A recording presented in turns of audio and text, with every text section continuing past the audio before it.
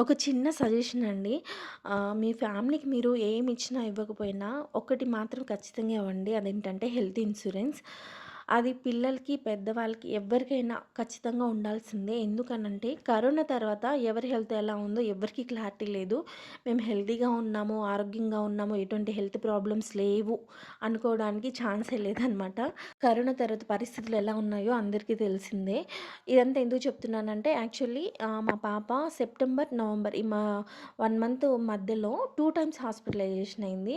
Actually నేను బయట food అస్సలు ప్రిఫర్ చేయను. మాక్సిమం పెట్టను.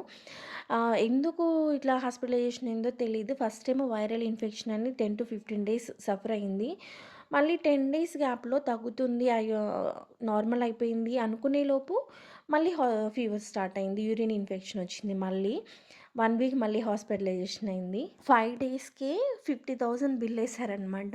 2 టైమ్స్ జాయిన్ అయ్యాం కదా! 1,00,000 బిల్ అయిపోయింది. మా వారు కడుతున్నారు కానీ నాకెందుకో ఇష్టం ఉండేది కాదు. కానీ బిల్ చూసిన తర్వాత ఖచ్చితంగా హెల్త్ ఇన్సూరెన్స్ ఉండాల్సిందే అని ఫిక్స్ అయిపోయాను. 1 రూపీ కూడా పే చేయకుండా బయటకొచ్చేసాము. హెల్త్ ఇన్సూరెన్స్ ఉంది కాబట్టి. నేను బయట వాళ్ళ దగ్గర తీసుకోవడం కంటే మనకు తెలిసిన వాళ్ళ దగ్గర, నమ్మకం ఉన్న వాళ్ళ దగ్గర తీసుకోవడం చాలా బెటర్.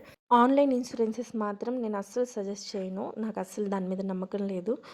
మనకేదైనా హెల్త్ ప్రాబ్లమ్ వచ్చినప్పుడు, హాస్పిటలైజేషన్ అయినప్పుడు వెంటనే రెస్పాండ్ అవ్వాలి అనే కదా మనం కోరుకుంటాం. అలాంటి వాళ్ళ దగ్గర మాత్రమే తీసుకోండి. Otherwise no.